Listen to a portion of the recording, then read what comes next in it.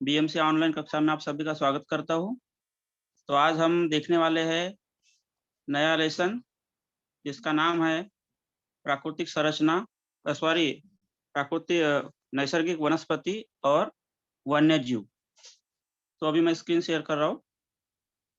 तो बच्चों, ये जो पाठ है नैसर्गिक वनस्पति और वन्य जीव, इसमें भारत और ब्राजील, इन दोनों देशों के प्राकृतिक संरचना नैसर्गिक वनस्पति और वन्य जीवों के बारे में हम जानकारी लेने वाले हैं।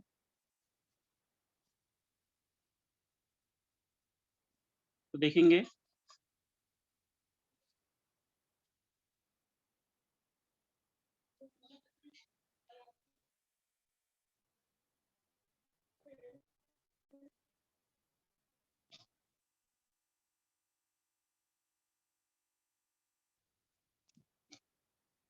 तो आज का विषय है प्राकृतिक वनस्पतियां और वन्य जीव। समीक्षा करने वाले हैं।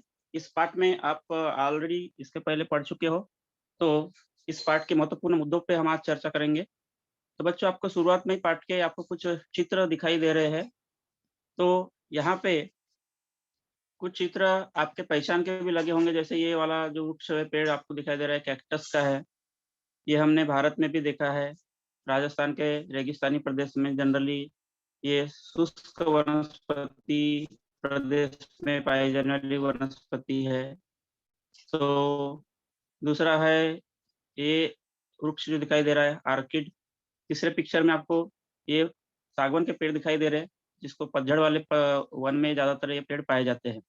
उसके बाद एक बर्ड की प्रजाति है, चीता तेंदुआ जिसको कहते हैं, और ये है एनाकोंडा।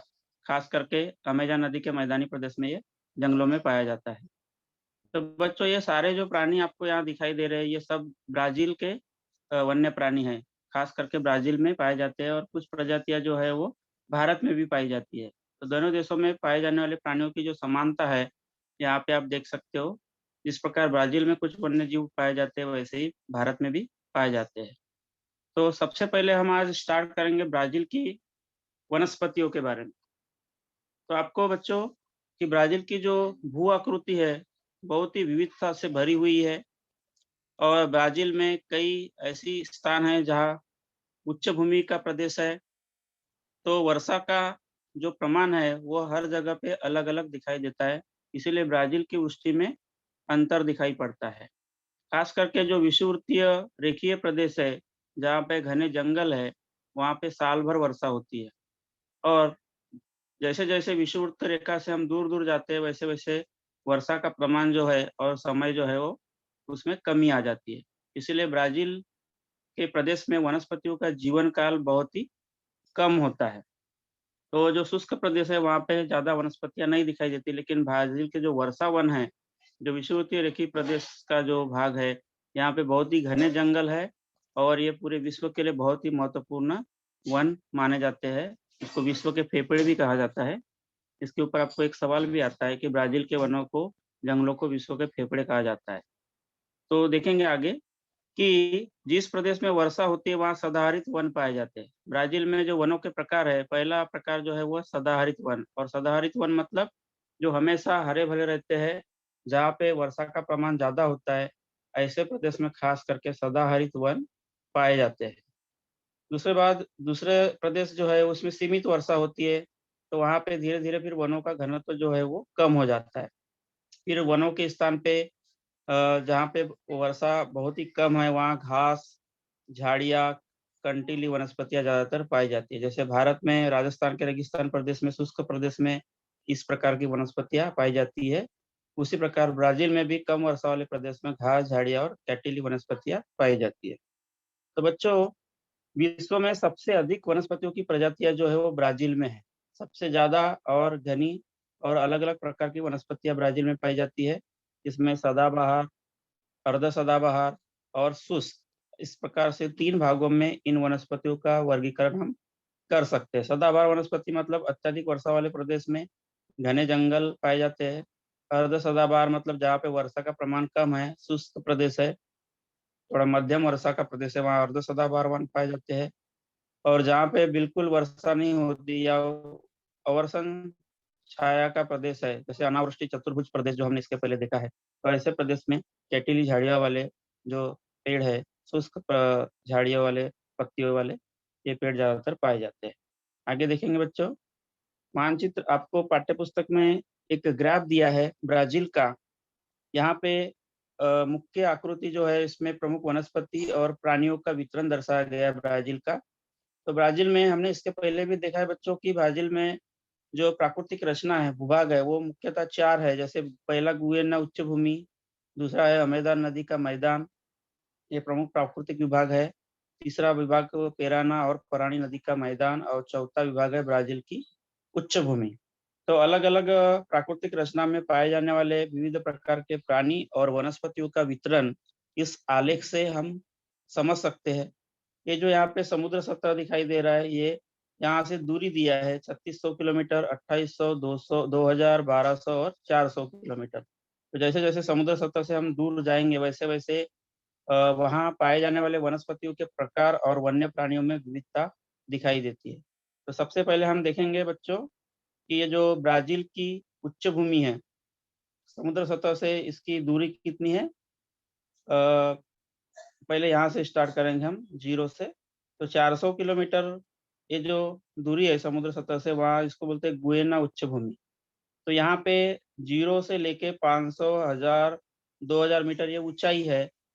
तो इस ऊँचाई पे कौन-कौन से वनस्पतियाँ और प्राणी पाई जाती है, उसका विवरण दिया गया है। तो 400 मीटर दूरी पे खास करके गुयेना उच्च भूमि और अमेज़न नदी के मैदानी प्रदेश 400 से लेके 1200 किलोमीटर समुद्र सतह से दूरी है और इस प्रदेश में 0 से 500 मीटर ऊँचाई पे ज़्यादातर रेंगने वाले प्राणी और जलचर ज़्यादा दिखाई देते हैं। क्योंकि ये दलदल वाला प्रदेश है और घने वनों से व्याप्त है, इसलिए वहाँ पे ज़्यादातर साँप जैसे एनाकोंडा है और मछलियाँ है, डॉल्फिन वगैरह और कुछ रेंगने वाले प्राणी जो है जलचर ये ज़्यादातर दिखाई देते हैं। उसी प्रकार यहाँ पे वर्षा का प्रमाण कितना दिया है 2000 मिलीमीटर यानी अत्यधिक वर्षा होती है और इसलिए वहाँ घने वन है। तापमान दिया है 28 डिग्री सेंटीग्रेड। तो यहाँ पे 1000 मीटर ऊँचाई पे अगर हम देखेंगे तो यहाँ पे विभिन्न प्रकार के बंदर की प्रजातियाँ पाई जाती है जंगलों में। और जैसे ही वर्षा का प्रमाण कम होते जा रहा है तो यहाँ पे जहाँ अत्यधिक वर्षा हो रही है, वहाँ पे विषुववृत्तीय रेखीय वन पाए जाते हैं जिसको अमेज़न के जंगल के नाम से पहचाना जाता है। और 1600 मीटर ऊँचाई पे आप जाओगे, सॉरी 2000 मीटर ऊँचाई पे अगर आप जाओगे जहाँ पे वर्षा का प्रमाण कितना है 16 मिलीमीटर है और तापमान है 21 डिग्री सेंटीग्रेड, वहाँ पे उष्णकटिबंधीय वर्षावन पाए जाते हैं। तो इस तरह से हम अलग-अलग प्राकृतिक भूभागों में पाए जाने वाले वनस्पति और प्राणियों का अध्ययन इस ग्राफ से हम कर सकते हैं। दूसरा हम देखेंगे पेराना और पराना नदी का मैदानी प्रदेश, जो समुद्र सतह से कितना दूर है 2000 किलोमीटर। तो 0 से 500 मीटर ऊँचाई वाले प्रदेश में खास करके घास वाले प्रदेश है यहाँ पे, जो कि मध्यम वर्षा का प्रदेश है ये, जहाँ पे वर्षा का प्रमाण कितना है 1500 मिलीमीटर, तापमान 21 डिग्री सेंटीग्रेड। तो मध्यम वर्षा वाले प्रदेश में खास करके जो है घास वाले वनस्पतियाँ ज़्यादा पाई जाती है, जिसको पर्णपाती वन भी कहा जाता है। जैसे सागौन वगैरह के जो पेड़ है और अन्य जो वनस्पतियाँ हैं। तो यहाँ पे पाए जाने वाले प्राणी कौन से हैं? घास वाले प्रदेश में पाए जाने वाले प्राणी ज़्यादातर यहाँ पे दिखाई देते हैं। उसके बाद जो लास्ट वाला जो भाग है ब्राज़ील की उच्च भूमि, इसकी दूरी है 2800 किलोमीटर, 3600 से 28 किलोमीटर। तो यहाँ पे जो 0 से 500 मीटर जो ऊँचाई है, यहाँ पे घास वाले मैदान हैं, खास करके और रेंगने वाले जो प्राणी हैं, साँप, सरीसृप वगैरह, ये ज़्यादातर पाए जाते हैं। जैसे-जैसे ऊँचाई पे जाएँगे, तो यहाँ पे वर्षा का प्रमाण जो है बहुत कम होते जाएगा। अगर 1000 से 2000 मीटर ऊँचाई की ओर हम देखेंगे, तो यहाँ पे 600 मिलीमीटर वर्षा है और तापमान जो है 23 डिग्री सेंटीग्रेड है। कई जगह तापमान बढ़ते जा रहा है 27 डिग्री और वर्षा का प्रमाण जो है वो 1200 मिलीमीटर है, कि ऊँचाई वाला प्रदेश है। तो यहाँ पे जो घास वाले मैदानी प्रदेश इसको समशीतोष्ण वन कहते हैं, यानी वनस्पति बहुत ही विरल है, विरल मात्रा में पाई जाती है। उसका कारण क्या है? वर्षा का प्रमाण कम होना। फिर यहाँ पे समुद्र तटीय वन जो है, तटीय प्रदेश जो ब्राज़ील का है, ये उत्तर अटलांटिक और दक्षिण अटलांटिक महासागर से लगा हुआ भाग जो है समुद्र तट वाला जो प्रदेश है जहाँ पे वर्षा अत्यधिक वर्षा होती है 1200 मिलीमीटर। हमने देखा था कि ब्राज़ील की जो उच्च भूमि है विशाल कगार के अवरोध के कारण ये तटीय प्रदेश में क्या होता है, बहुत ज़्यादा मात्रा में वर्षा होती है। तो यहाँ पे तटीय प्रदेश में कुछ प्रमाण पे जो वो समशीतोष्ण वन और घास और रेंगने वाले प्राणी दिखाई देते हैं। तो इस तरह से आपको अभी समझ में आया होगा कि ब्राज़ील के अलग-अलग प्राकृतिक भूभागों में पाए जाने वाले प्राणी और वनों का वितरण हमने अभी देखा। आगे देखेंगे बच्चों। प्रमुख वनस्पतियों में अब देखेंगे ब्राज़ील के कि ब्राज़ील की जो प्रमुख वनस्पतियाँ है, यहाँ पे मुख्य वनस्पति है पाओ ब्रासिल। तो दूसरा है रबर, तीसरा है महागोनी और चौथा है शीशम। ये प्रमुख वृक्ष की प्रजातियाँ ब्राज़ील में पाई जाती है। और आर्किड जो वनस्पति है, ये भी एक प्रजाति है, दुर्लभ प्रजाति है, जो ब्राज़ील में पाई जाती है। रिक्त स्थान में आपको पूछा जाता है हमेशा ये प्रश्न, ब्राज़ील में पाए जाने वाले वनस्पतियों का भी नाम, तो आर्किड ध्यान में रखना है। उसके बाद ब्राज़ील में जो सदाबहार वर्षा वन है, ये महत्वपूर्ण मुद्दा है, जो आपको 2 मार्क के लिए कारण पूछा जाता है कि ब्राज़ील के वनों को विश्व के फेफड़े कहा जाता है। कारण लिखना है आपको, क्योंकि ब्राज़ील में सदाबहार वर्षा वनों के कारण ब्राज़ील में जो अमेज़न नदी का प्रदेश है, वहाँ पे सदाबहार वर्षा वन पाए जाते हैं, क्योंकि यहाँ पे वर्षा का प्रमाण बहुत अत्यधिक है और घने जंगल आपको दिखाई देंगे। यहाँ चित्र में भी आप देख सकते हो किस तरह से बहुत ही घने जंगल है और इसके वजह से वनस्पतियों की विविधता यहाँ पे और जैव विविधता भी बहुत मात्रा में पाई जाती है। और वातावरण में ये जो पेड़ है, बड़े पैमाने पे क्या करते हैं, ऑक्सीजन उपलब्ध करते हैं। ऑक्सीजन ले छोड़ते हैं और कार्बन डाइऑक्साइड लेते हैं। और इससे क्या होता है कि कार्बन डाइऑक्साइड की मात्रा कम होने में सहायता मिलती है। इसलिए ब्राज़ील के वनों को विश्व के फेफड़े कहा जाता है। आपको कारण समझ में आया होगा, तो ये उत्तर आप ध्यान में रखना है अंडरलाइन करके और याद भी करना है, क्योंकि एग्ज़ाम में ये ज़रूर पूछा जाता है। आगे देखेंगे बच्चों। तो अभी हमने देखा ब्राज़ील के वनस्पतियों के बारे में, अब आगे देखेंगे भारत की वनस्पतियों का वितरण। जिस तरह से ब्राज़ील में विभिन्न प्रकार की वनस्पतियाँ पाई जाती है, वैसे भारत में भी वनस्पतियों का वितरण अलग-अलग भागों में अलग-अलग दिखाई देता है। तो सबसे पहले यहाँ पे देखो बच्चों, वनों के प्रकार दिए हैं। तो भारत में पाए जाने वाले वनों कौन से, सदाबहार वन, पर्णपाती वन, कैटिले झाड़ियों वाले वन, समुद्र तट के वन और हिमालय के वन। इस तरह से 5 भागों में हम भारत की वनस्पतियों को बाँट सकते हैं। तो सबसे पहले एक-एक हम देखेंगे। पहला है सदाबहार वन। अब सदाबहार वन भारत में कहाँ पाए जाते हैं? जहाँ पे 2000 मिलीमीटर वर्ष से भी अधिक ज़्यादा वर्षा होती है। तो और वहाँ पे साल भर सूर्य प्रकाश पर्याप्त मिलता है, ऐसे प्रदेशों में सदाबहार वन पाए जाते हैं। तो यहाँ के वनों की विशेषता क्या है कि यहाँ के वनों के वृक्षों की जो पत्तियाँ है बहुत चौड़ी होती है और बहुत ही गहरे हरी कलर की होती है। और वृक्षों की जो लकड़ी है बहुत ही मजबूत, भारी और टिकाऊ होती है।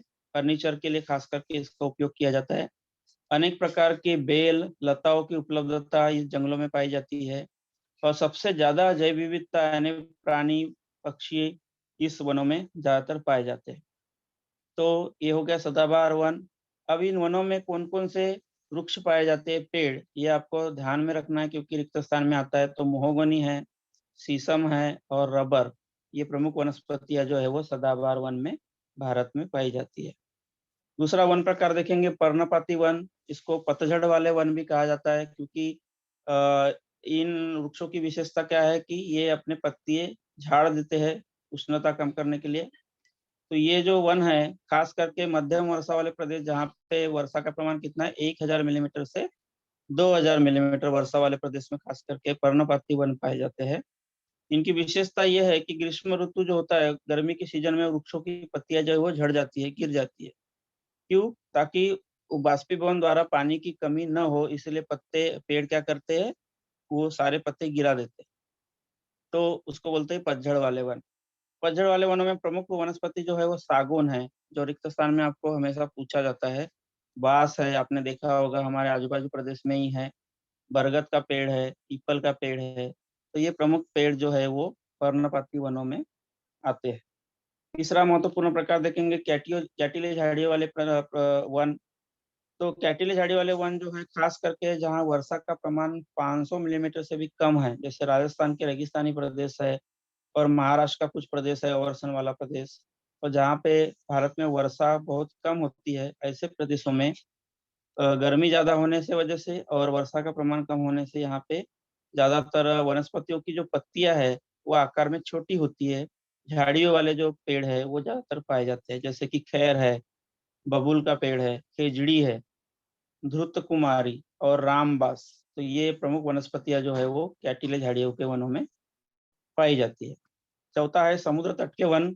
अब समुद्र तट मतलब भारत के बंगाल के सागर और अरब सागर से लगे हुए तटीय प्रदेश में खास करके जो दलदल वाला प्रदेश है, वहाँ पे समुद्र तट के वन पाए जाते हैं।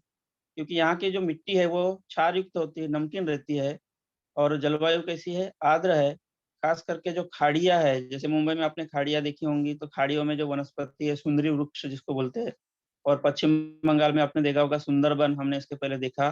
तो ये जो वन है, ये इनको समुद्र तट के वन कहा जाता है। इन वनस्पति की विशेषता क्या है कि लकड़ियां जो है वो बहुत ही तेलीय होती है, तेलीय मतलब तेल कट, ऑयली, और हल्की और टिकाऊ होती है। खास करके प्रमुख वनस्पति कौन सी है यहाँ पे, सुंदरी के वन अथवा उसको गरान के वन भी कहा जाता है। जैसे सुंदरबन का प्रदेश जो है भारत में, इसको समुद्र तट के वन में ये आता है। और लास्ट है हिमालय के वन। अब हिमालय जो बर्फीला प्रदेश है और अधिक ऊंचाई वाले प्रदेश में पर्वत श्रेणियों में ये वन पाए जाते हैं। यहाँ पे खास करके मिश्र स्वरूप की वनस्पतियां है, जो है साल, सूचीपर्णी वृक्ष इसको बोलते हैं, जो शंकु के आकार के पेड़ होते हैं, ये ज्यादातर यहाँ पे पाए जाते हैं। तो हिमालयन वन के 3 प्रकार है। जैसे कि पहले प्रकार में अधिक ऊंचाई वाले प्रदेश में खास करके फल और फूल वाले वन पाए जाते हैं। मध्यम ऊंचाई वाले प्रदेश में सनोवर है, देवदार, सरो आदि शंकुधारी वृक्षों के वन ज्यादातर पाए जाते हैं। और तलहटी प्रदेश में यानी निचले प्रदेश में मिश्र स्वरूप के वन पाए जाते हैं। तो बच्चों, अभी आपको भारत की वनस्पतियों का वितरण समझ में आया होगा कि भारत में कितने प्रकार के वन पाए जाते हैं। 5 प्रकार के वन पाए जाते हैं। वनों की विशेषता क्या है और वहाँ की वनस्पतियों की क्या विशेषता है, और कौन कौन से पेड़ पाए जाते हैं, वृक्ष पाए जाते हैं, इससे आपको समझ में आया होगा। आगे बढ़ेंगे तो यहाँ पे मानचित्र दिया गया है, भारत प्रमुख वनों के प्रकार का वितरण दर्शाया गया। देखो, इस मानचित्र से आपको अच्छे से समझ में आएगा कि भारत में अलग अलग वन जो है वो कहाँ कहाँ पाए जाते हैं। जैसे पहला है सदाबहार वन, ये सूची में दिया है। तो गहरे ग्रीन कलर के जो शेड आपको दिखाई दे रहे हैं, तो इन प्रदेशों में ज्यादातर सदाबहार वन पाए जाते हैं। जैसे पंजाब, हरियाणा से लेके उत्तर प्रदेश, उत्तराखंड, असम का ये जो प्रदेश है, महाराष्ट्र का पश्चिम तटीय प्रदेश जो है, पश्चिम घाट का जो सह्याद्री पर्वतीय श्रेणी है, तो यहाँ पे, और कुछ उड़ीसा, पश्चिम बंगाल का जो प्रदेश है, यहाँ पे सदाबहार वन ज्यादातर दिखाई देते हैं। उसके बाद, क्योंकि इसका कारण क्या है बच्चों, कि यहाँ पे वर्षा का प्रमाण जो है वो बहुत ही ज्यादा है, इसलिए यहाँ पे सदाबहार वन ज्यादा पाए जाते हैं। दूसरा देखेंगे पर्णपाती वनों का वितरण।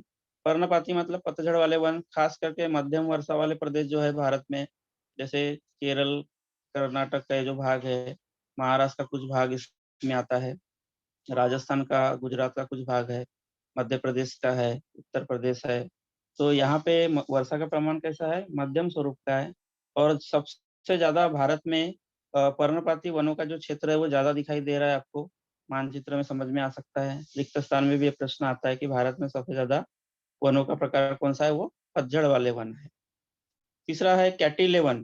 कैटिलेवनों की सूची देखो, एक रंग आपको दिखाई दे रहा है। कैटिलेवन खास करके अत्यंत कम वर्षा वाले प्रदेश, जैसे राजस्थान का रेगिस्तानी प्रदेश का ये जो भाग है, गुजरात है, तो यहाँ पे, और महाराष्ट्र का यह अवर्षण प्रदेश वाला जो कुछ भाग है जहाँ वर्षा का प्रमाण कम है, और ये दक्षिण में, तो यहाँ पे ज्यादातर कैटिलेवन, जिसमें कैक्टस है, खैर है, बबूल है, इस तरह के जो वनस्पतियां है वो ज्यादा दिखाई देती है।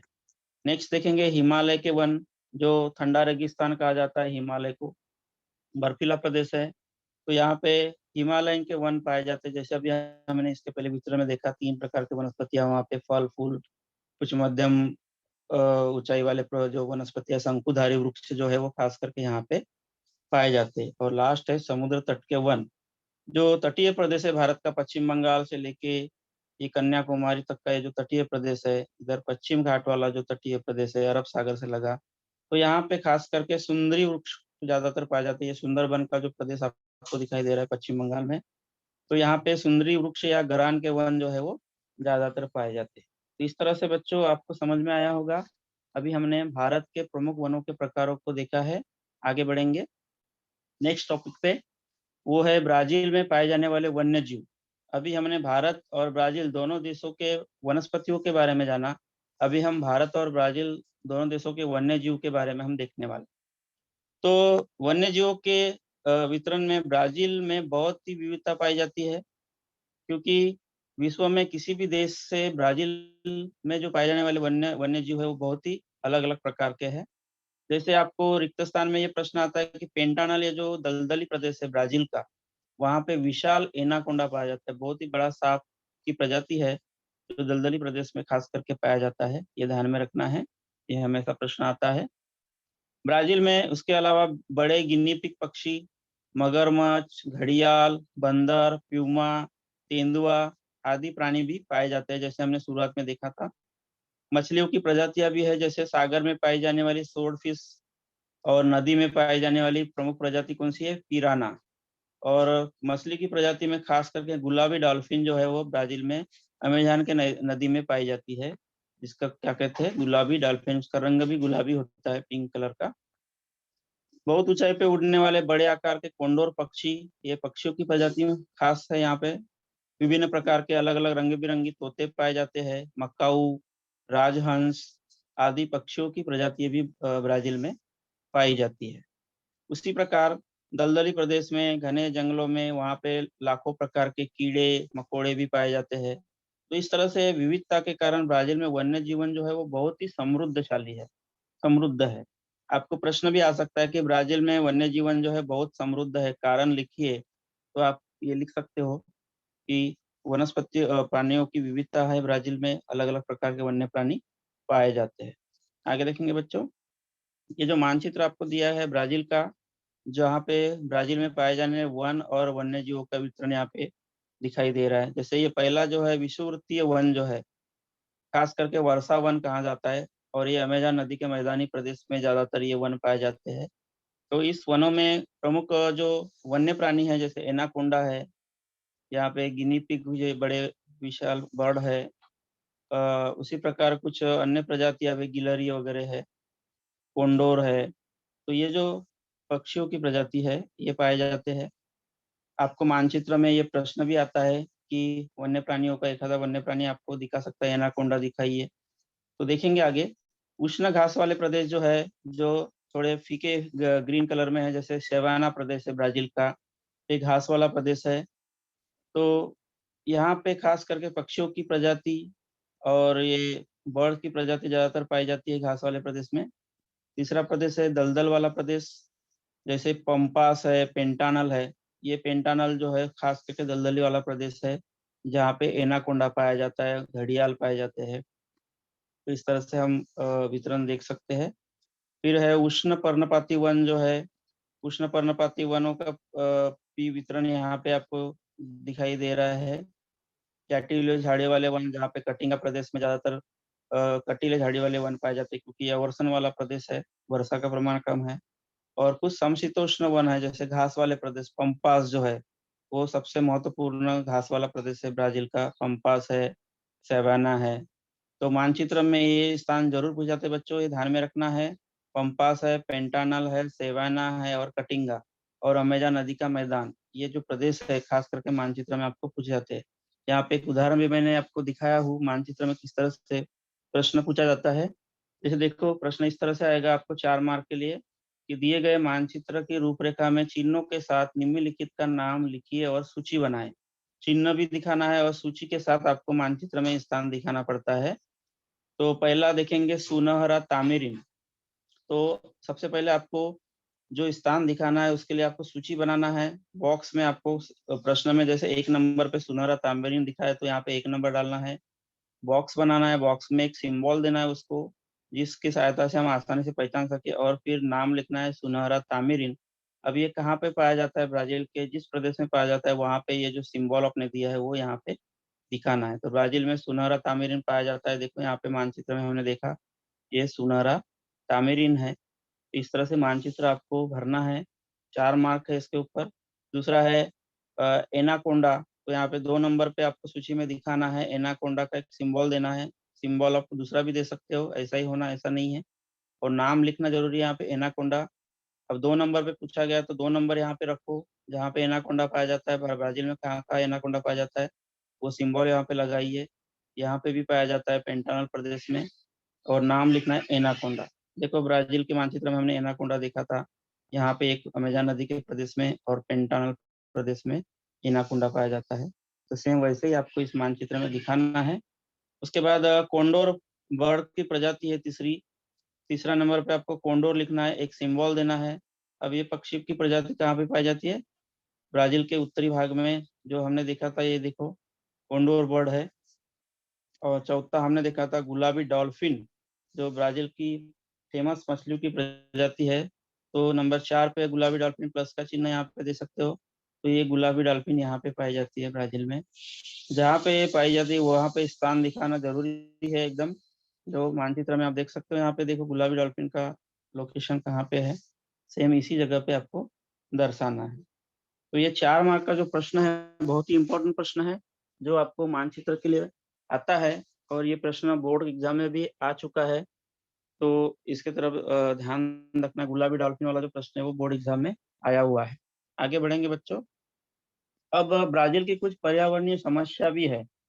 जैसे पर्यावरणीय समस्या भारत में है, वैसे ब्राजील में भी कुछ पर्यावरणीय समस्या है, जैसे कि वन्य प्राणियों की अवैध तस्करी करना। बहुत सारे लोग क्या करते हैं, जैसे सींग के लिए, दांतों के लिए प्राणियों की शिकार करते हैं, चोरी करते हैं। कई जगह आवास के लिए वनों की कटाई बड़े पैमाने पर हो रही है। ब्राजील में कृषि का प्रकार है स्थलांतरित कृषि है, वो जिसको कहते हैं रोका, रिक्त स्थान में आता है। और दूसरा है प्रदूषण। तो ये जो कारण है, आदि कारणों से ब्राजील में काफी पर्यावरण की हानि हो रही है, और ब्राजील के समूह की ये बहुत बड़ी एक समस्या बन गई है।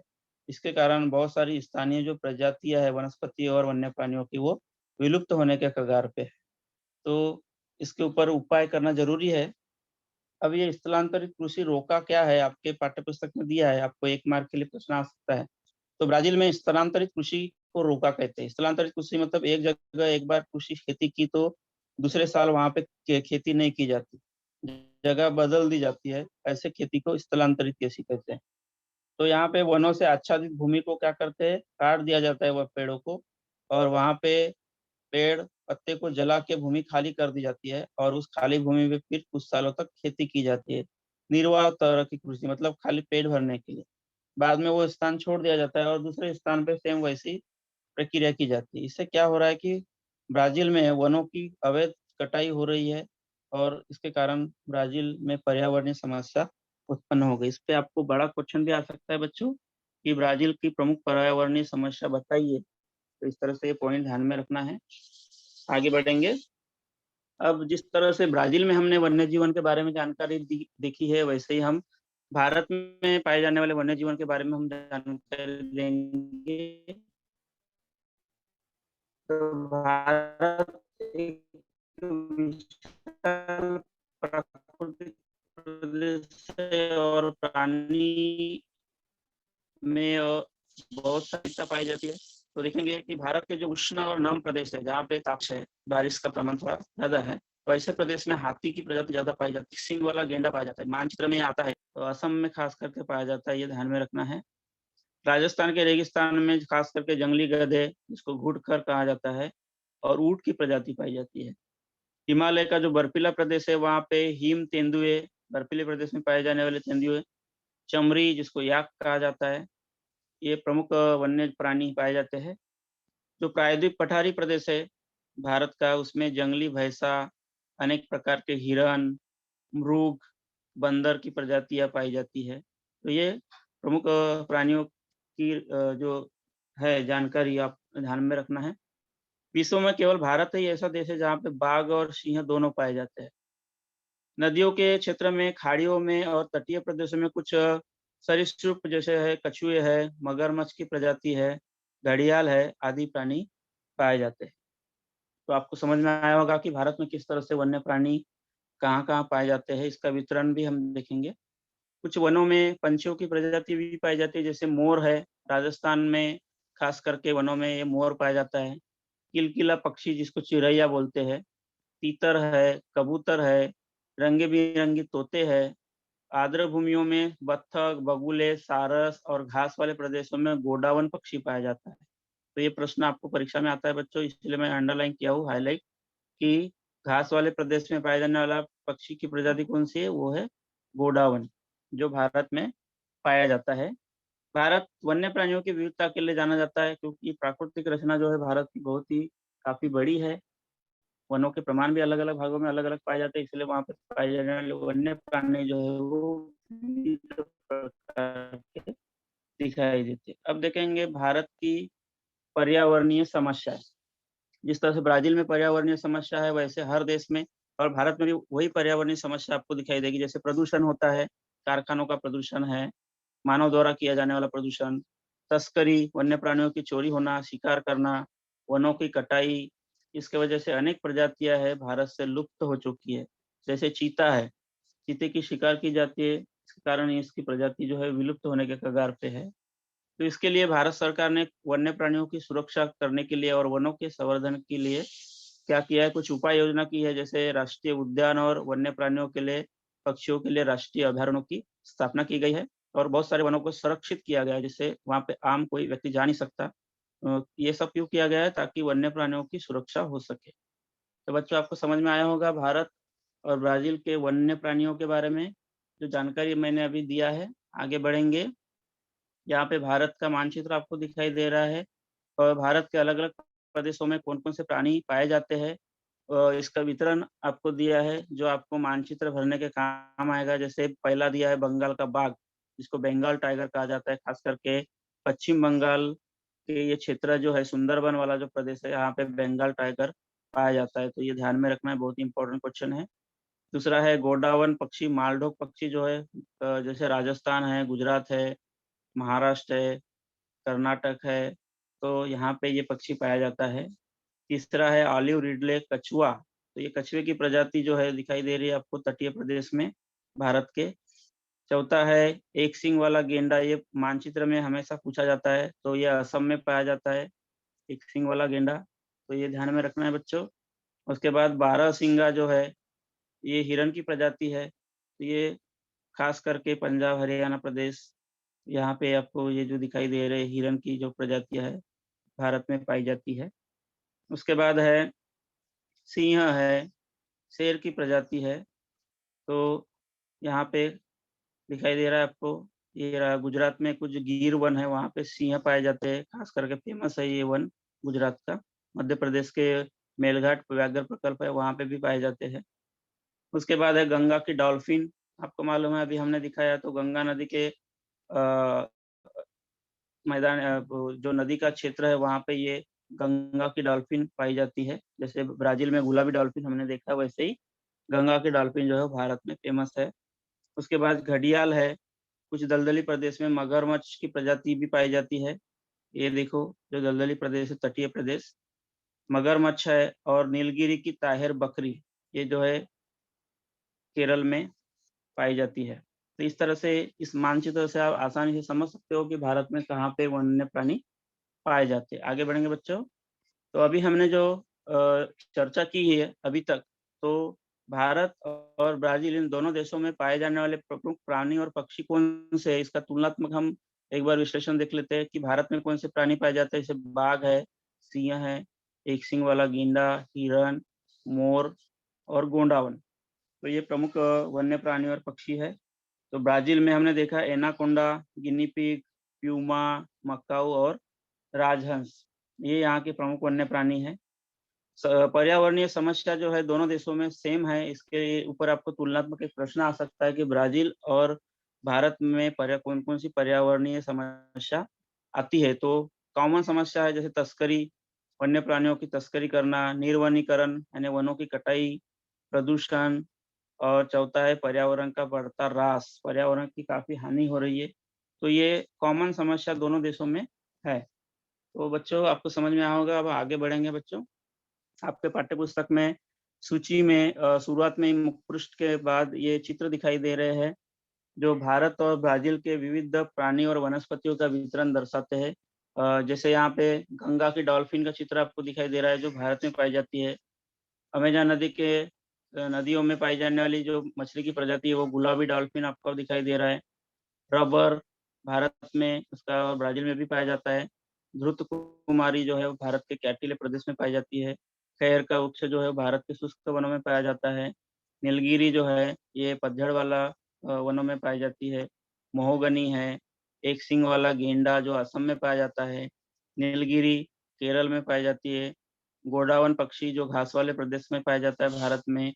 उसके बाद स्वर्णिम तामिरिन जो ब्राज़ील का प्रमुख वन्य प्राणी है। उसके बाद कोंडोर पक्षी जो है वो ब्राज़ील में पाया जाता है। रामबास है वो कैटिले प्रदेश में पाई जाने वाली वनस्पति है। तो ये इतने सारे वनस्पतियों की प्रजातियाँ हैं और भी हैं यहाँ पे। जैसे बरगद का पेड़ है हमने देखा, पतझड़ वाला वन भारत में पाया जाता है। मकाऊ जो है वो तोते की प्रजाति है। ब्राज़ील में इस प्रकार के बहुत सारे बिरंगी-बिरंगी तोते पाए जाते हैं। बबूल का पेड़ है जो शुष्क प्रदेश में ज़्यादातर बढ़ता है, राजस्थान में दिखाई देगा आपको। घड़ियाल है, दलदली प्रदेश में पाया जाने वाला प्राणी है। सुंदरी के वृक्ष, सुंदरबन जिसको बोलते हैं, पश्चिम बंगाल में ज़्यादातर ये वन पाए जाते हैं और खाड़ियों के प्रदेशों में। मगरमच्छ की प्रजाति दलदली प्रदेश में। आर्किड वृक्ष जो है वो ब्राज़ील में पाया जाता है। तेंदुआ ब्राज़ील में पाया जाता है। राजहंस है वो ब्राज़ील का भी प्रमुख पक्षी है। बारहसिंगा भारत में पाया जाता है। ये शेर है, ये भी भारत में पाया जाता है। प्यूमा जो है एक शेर की प्रजाति है, शेर जैसा दिखता है वो, ब्राज़ील में पाया जाता है और शीशम का ये पेड़ दिखाई दे रहा है वो। इस तरह से भारत और ब्राज़ील दोनों देशों में जो विविध प्रकार के प्राणी हैं, वो आप इस चित्रों के माध्यम से समझ सकते हो। जैसे भारत में पाया जाने वाला ये जो खेजड़ी है, राजस्थान के शुष्क प्रदेश में ज़्यादातर ये पेड़ दिखाई देता है, उष्ण प्रदेश में बढ़ता है। पाइन वृक्ष जो है हिमालयन प्रदेश में इस तरह के वृक्ष पाए जाते हैं जो शंकुधारी होते हैं, बर्फ की ढलान, बर्फ नीचे गिरना चाहिए इसके लिए इसकी रचना है।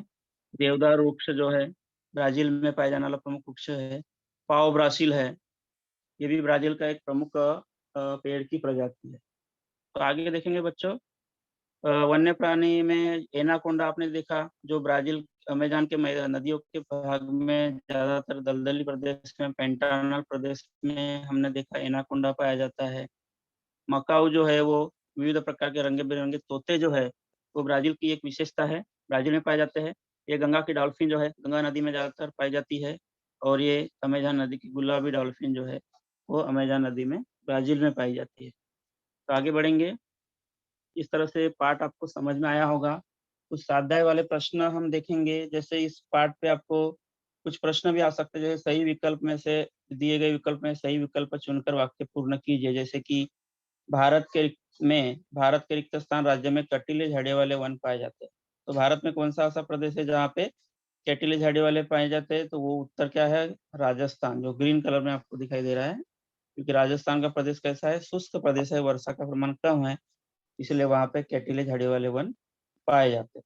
दूसरा प्रश्न है, भारत में रिक्त स्थान गरान के वन पाए जाते हैं। गरान के वन मतलब जहाँ पे दलदली प्रदेश है, तो ये भारत में कहाँ पाया जाएगा? दलदली प्रदेश में। ये ऑप्शन आपको पढ़ना है और सही उत्तर पूरे वाक्य में फिर से लिखना है आपको। यहाँ जगह की कमी की वजह से मैं इस तरह से दिया हूँ। तीसरा है ब्राज़ील रिक्त स्थान ब्राज़ील की विशेषता है। ब्राज़ील की विशेषता क्या है? मोर है, सियार है, कंगारू है या गुलाबी डॉल्फिन? तो हमने देखा गुलाबी डॉल्फिन जो है, वो ब्राज़ील की प्रमुख मछली की प्रजाति है। चौथा है भारत के घास वाले प्रदेश में पाया जाता है। कौन-सा पाया जाता है पक्षी? गोडावन पक्षी हमने देखा था भारत के घास वाले प्रदेश में। कोंडोर जो है वो ब्राज़ील में पाया जाता है, मकाऊ ब्राज़ील में पाया जाता है, राजहंस ब्राज़ील में पाया जाता है, बाकी एक ही पक्षी जो है गोडावन, वो जो भारत में पाया जाता है। तो इस तरह से विकल्प वाले प्रश्न आपको पूछे जा सकते हैं। उसके बाद भिन्न घटक पहचानिए, जैसे ब्राज़ील में पाए जाने वाले वनों के प्रकार। अब यहाँ पे ब्राज़ील में कौन-कौन से वन पाए जाते हैं? कैटिले झाड़ी वाले वन पाए जाते हैं, सदाबहार वन, हिमालयन वन और पर्णपाती वन, 4 ऑप्शन आपको दिए गए हैं। इसमें से कौन-सा वन जो है वो ब्राज़ील में नहीं पाया जाता, उसको आपको अलग करके निकालना है, जिसको बोलते हैं भिन्न घटक पहचान।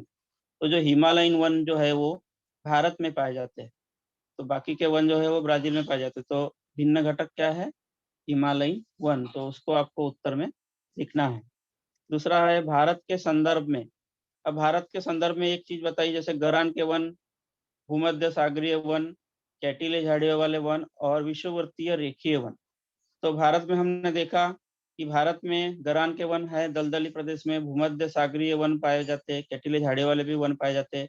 लेकिन ये जो विषुववृत्तीय रेखीय वन है, ये भारत में नहीं पाए जाते। ये कहाँ पाए जाते हैं? ब्राज़ील में पाए जाते हैं, वर्षा वन कहते हैं उसको। तो भिन्न घटक जो है वो है विषुववृत्तीय रेखीय वन। तीसरा है ब्राजील में पाए जाने वाले वन्य प्राणी। अब ब्राजील के वन्य प्राणी आपको मालूम है, एनाकोंडा ब्राजील का है, तामेरिन भी ब्राजील का है, लाल पांडा भी ब्राजील का है। खाली ये सिंह जो है वो ब्राजील में नहीं पाया जाता, वो भारत में पाया जाता है। तो भिन्न घटक क्या होगा? सिंह। अब भारत की वनस्पतियां दिया है, देवदार भारत में है, अंजन भी पाया जाता है, आर्किड है और बरगद है। ये तीनों पेड़ जो है, देवदार, अंजन, आर्किड, भारत में पाए जाते हैं, लेकिन सॉरी बरगद, आर्किड जो है वो ब्राजील का वनस्पति है। तो भिन्न घटक क्या है? वो आर्किड। इस तरह से आपको निकालना है।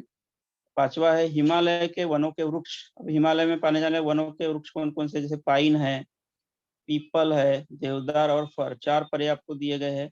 इसमें से पीपल का पेड़ जो है वो हिमालय में नहीं पाया जाता। ये कहाँ पाया जाता है भारत में?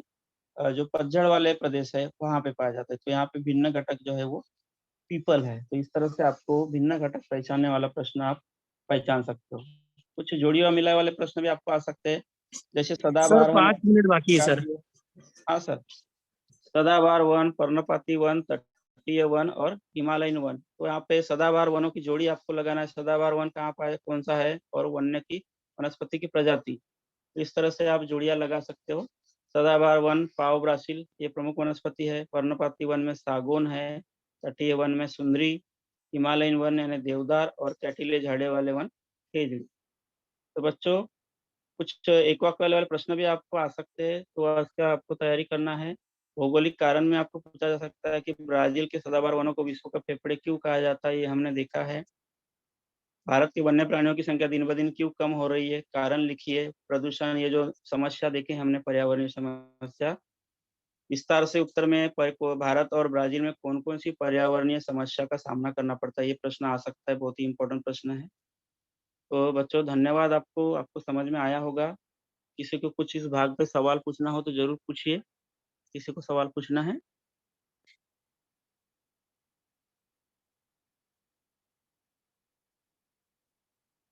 पाठ समझ में आया बच्चों? आपको किसी को डाउट होगा तो जरूर पूछो।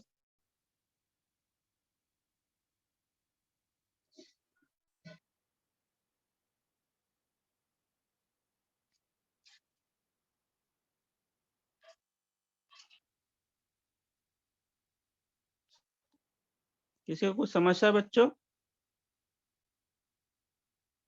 हैंड राइज करो। किसी को कुछ पूछना है तो पूछो बेटा।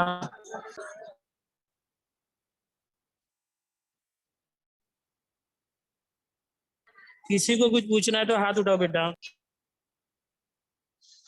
जरूर पूछो जो नहीं समझ में आया होगा।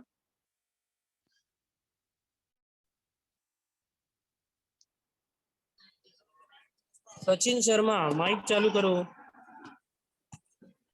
हाँ बोलो बेटा सचिन। Good morning sir. हाँ गुड मॉर्निंग, बोलो प्रश्न पूछो अपना। सर ये क्वेश्चन था कि ये ब्राजील में कौन सा मतलब वन पाया जाता है, थोड़ा एक बार रिपीट कीजिए ना सर।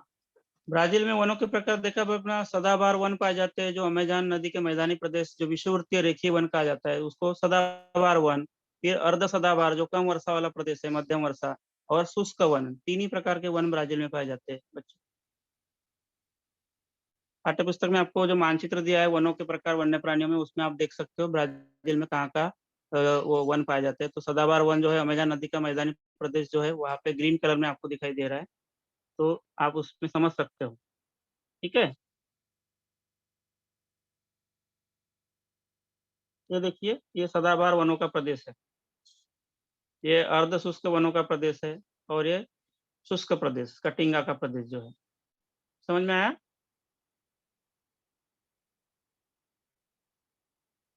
और किसी को कुछ पूछना है? हाथ उठाओ बेटा, किसी को कुछ पूछना हो।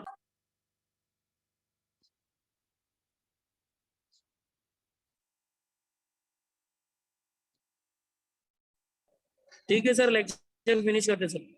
ओके ओके, धन्यवाद सभी बच्चों को।